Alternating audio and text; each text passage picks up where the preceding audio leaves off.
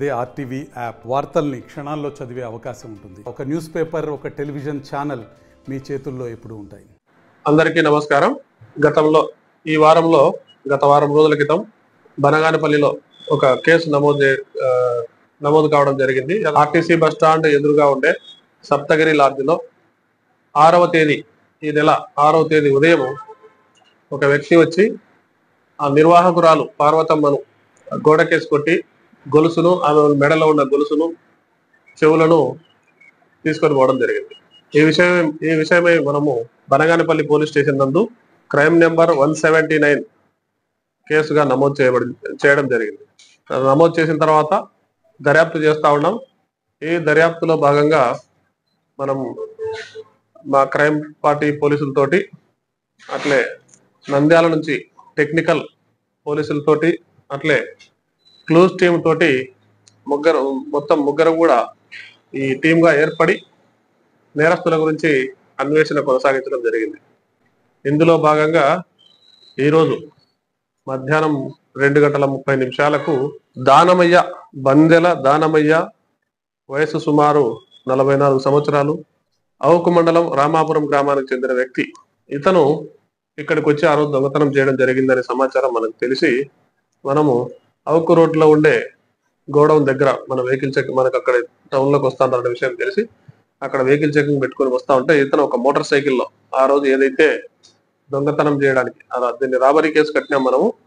ఈ రాబరీ చేయడానికి ఏ motor cycle తో అయితే వచ్చాడో అదే మోటార్ సైకిల్ తో వస్తా ఉన్నాడు. మనం వెహికల్ చెకింగ్ చేసి ఆ మోటార్ సైకిల్ ని ఇతన్ని ఆపితే ఇతను తప్పించుకోవడానికి, పారిపోవడానికి ప్రయత్నం చేస్తే చుట్టుముట్టుకు పట్టుకొని విచారిస్తే మనకు గత వారంలో చేసిన నేరము గురించి ఒప్పుకోవడం జరిగింది.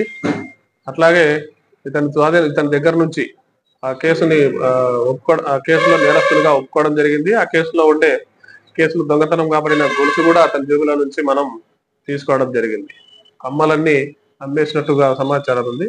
దాన్ని అమ్మేసి ఖర్చులకు వాడుకున్నట్లు ఈ వారం రోజుల ఖర్చులు పెట్టేసుకొని తిరుగుతా అన్నట్టుంది. ఈ దానమయ్య గురించి మనం విచారించుకుంటే ఇతనికి భార్య చనిపోయింది, పిల్లలు ఉన్నారు, సొంత గ్రామంలో ఉన్నారు. ఇతను ట్రాక్టర్ డ్రైవర్ గాను కూలి పనుల్లో చేసుకుంటా తిరుగుతూ ఉంటాడు. ఇతనితో ఈ భార్య లేని సందర్భంగా ఇతను ఇంకొక ఆమెతో వేరే రిలేషన్ లో ఉన్నట్లుగా తెలుస్తా ఉంది. పైగా ఈ డబ్బు లేకుండా అప్పులు ఎక్కువగా ఉన్నట్లు మనకు సమాచారం ఉంది. దానికి తోడు ఇతను బయట జులాయి తిరుగుళ్ళలాగా తిరుగుతూ ఉండి డబ్బు లేకుండా, ఇక్కడ కూడా మనం చూసినట్లయితే సప్తగిరి లాడ్జ్ చాలా తక్కువ కాస్ట్ తో ఉంటుంది. 50 రూపాయలు, ఒక రోజుకి 50 రూపాయలు తీసుకుంటారు, 100 రూపాయలు తీసుకుంటారు, చాలా లో కాస్ట్. అట్లా దాంట్లో గతంలో కూడా స్టే చేయడం జరిగింది. ఈ నేరానికి జరగడానికి ముందు ఒక 4-5 రోజుల క్రితం కూడా అక్కడ స్టే చేసి ఎట్లా ఉంటుంది పరిస్థితి, ఆమె మీద అటాక్ చేస్తే ఎట్లుంటుందని ప్రిప్లాన్కి ఒకసారి వచ్చిపోవడం జరిగింది. 1-2 సార్లు వచ్చిపోవడం జరిగింది. ఈ కరెక్ట్ గా ఏ టైంలో అయితే ఎవరు ఉండరని చెప్పి ఉద్దేశంతో అతను అర్లీ మార్నింగ్ వచ్చి ఈ కార్యక్రమం పూర్తి చేసుకోవడం జరిగింది. ఈ రోజు మనం అతన్ని అరెస్ట్ చేసి రిమాండ్ పంపించడం జరుగుతుంది. మరిన్ని వీడియోస్ కోసం ఛానల్ ని సబ్స్క్రైబ్ చేయండి. లేటెస్ట్ అప్డేట్స్ కోసం వాట్సాప్ ఛానల్ ని ఫాలో చేయండి. అండ్ లింక్ డిస్క్రిప్షన్ లో ఉంది.